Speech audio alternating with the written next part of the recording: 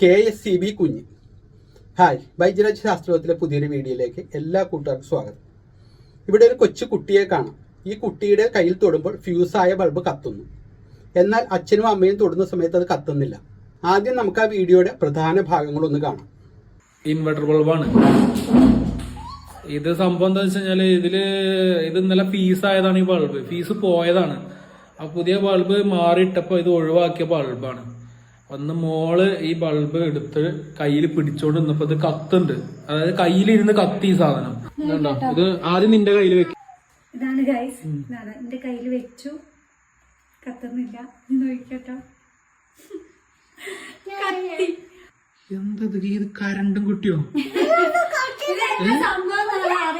ആരെങ്കിലും ഉണ്ടെന്ന് പറഞ്ഞുതരാം. കീത്ത് നോക്കട്ടെ, അപ്പ നോക്കട്ടെ. ഏട്ടന്റെ പപ്പന്റെ കയ്യിൽ ഗൈസ് കത്തുന്നില്ല. ഇതെന്തിന്റെ കുട്ടിയോ ദൈവമേത്?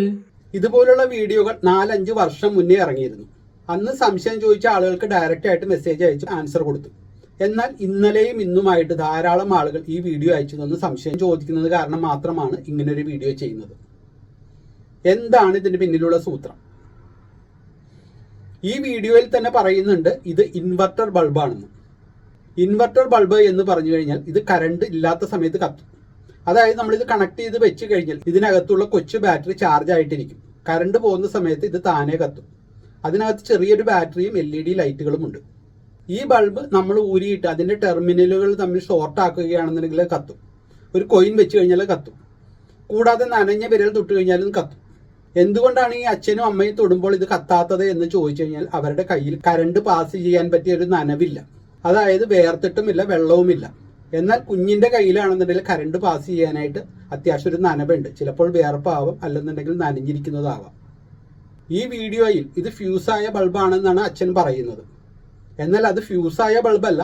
ഈ ബൾബ് വെച്ചിരിക്കുന്ന ഷോൾഡറിനോ അല്ലെങ്കിൽ അതിലുള്ള ഇലക്ട്രിക് കണക്ഷനോ എന്തെങ്കിലും പ്രോബ്ലം ഉണ്ടാവും. അത് കാരണമാണ് കത്താത്തത്. ഈ ബൾബിന് യാതൊരു പ്രോബ്ലവുമില്ല.